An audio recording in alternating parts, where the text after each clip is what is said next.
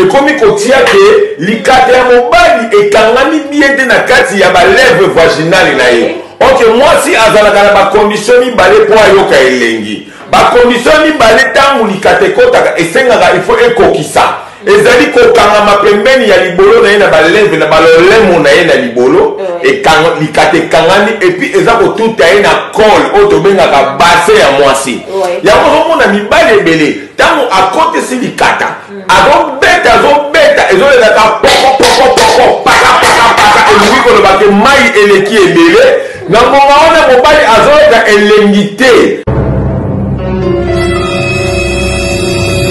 Basi ebele tozomona bango mabolo solo mapeka na bango masasamba na bango solo na se ya katikati ya makolo na bango ngo bakende baparti ya masoko na bango okomona solo bambika même na libolo okomona mbika okomona mwamba omona na mobali azokoka te ndenge nini akoki kofimba ube kolia nzoto ya mwasi na ye. Alors biloko wana mingi bamama na biso bazalaka mosusu na soni ya kolakisa basi oyo biso tozozala na bango be na mibali oyo bazozala lelo.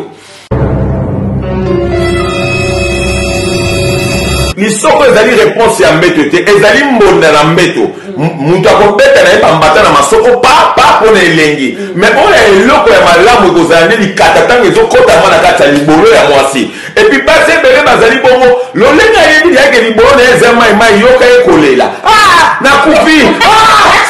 aza kolela ya pamba aza kobeta bakri ya pamba nzoka nde aza koyoka na ye eloko moko te ezaka po abendaka mobali wana mbongo mobali watanga komonake mwasi ndenge azolela bongo alobi aseke nasibaki ye makasi nzoka ekontre mobali bazali kosentir te ke poso na mbonde ekangamaki ube poso ekangaki likata na ye po biso mibali toyebaka na mibali oyo basali vi lokola biso ntango nazosiba mwasi antuka nakoyeba komate oyo libolo ezali mai oyo ezali libolo ya kokauka oyo ezali libolo ya koyita oyo ezali libolo